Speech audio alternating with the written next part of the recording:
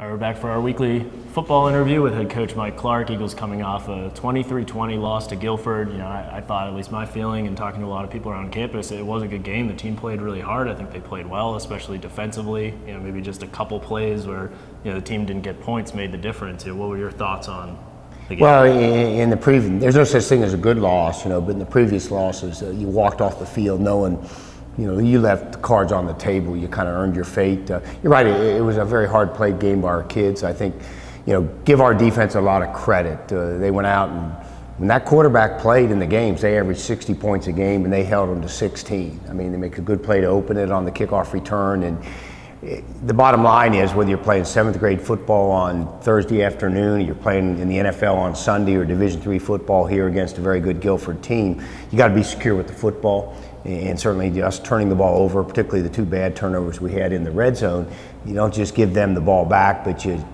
take an opportunity to score points away from you. And there was no question that was a game where 3 points would have made a difference one way or the other. Hopefully you build off some of the energy you brought to that.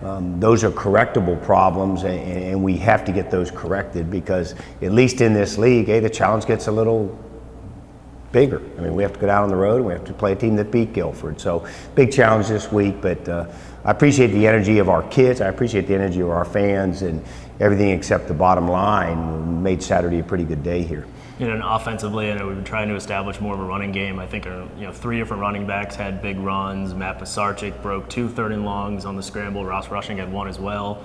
Looked like you moved Jeffrey Moore around a couple times to get him open out of the backfield a few times. Were you more encouraged by some of the things you saw there? Or? Well, I think we did some good things offensively, scheme-wise. I think it was the best running game we had, per se, at the tailback position in this so far this season. But one thing about offense, you can make statistics at the end of the day, say whatever you want, but there's a big statistic on the scoreboard that you have to manage to feel good about yourself. And ultimately, we have to get points on the board. I think there's no question that, when our defense makes that type of effort, you got to match it. That's what good teams do. And, with the exception of the second half in Shenandoah this year, we really haven't gone out and played that 30 or that 60 minutes where both Peter and Paul were on par and complementing each other.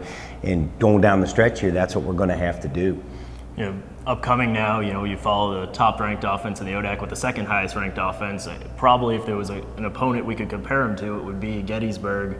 The offense you saw in the first week. What have you learned, since what improvements has your defense made that, to prepare you better to stop this type of attack? Well, I think the defense between Gettysburg and Guilford is night and day. There's no question about that. As I told our defensive players when I met with them on Monday, their challenge is if they had to learn French in detail last week to beat Guilford, who was a spread gun, run and shoot, quarterback reliant, try to run 90 plays a game. Now they're going into a gun, wishbone, read offense that candidly it's a lot more complicated than Georgia Tech's and what Navy's doing. W&L, since they made this switch under Scott Abel, it's changed their football persona. And now our defense in 4 days' time has to learn Chinese. They have to go to a completely different game. W&L they scored 50 points a game and didn't throw a pass. So you're in a different situation, but defense is defense, and that's a challenge of being a defensive player in this day and age. The offense has changed on such a regular basis, and W&L is very efficient at what they do. They're going to limit the possessions of our offense, and we're going to have to be efficient and produce when we have the football too, because the one thing we found against W&L, and they don't get in this position often, is get them behind, and that does not suit. That doesn't suit their eye offensively, but nobody has yet to get them in that position. There's a reason they're undefeated.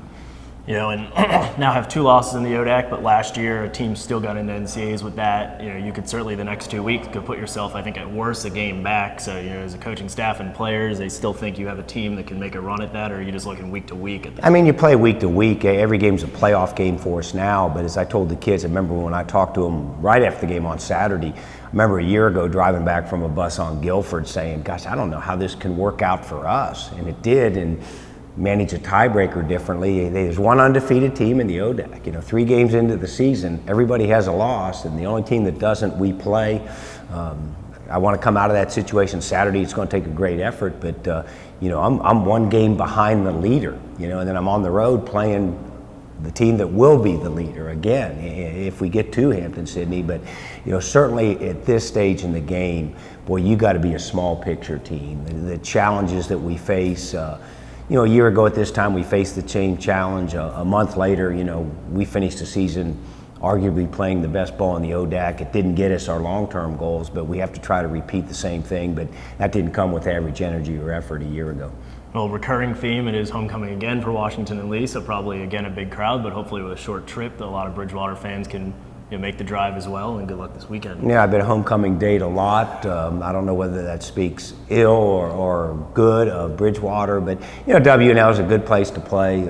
They're excited about football, and like I told our kids, you're playing an undefeated ranked team. If I have to do a lot of talking to get you ready for this game, you probably have recruited the wrong kids. I don't think that's the case, and my hope is our kids look forward to a big challenge on what's going to be another beautiful day, and a good atmosphere to play in.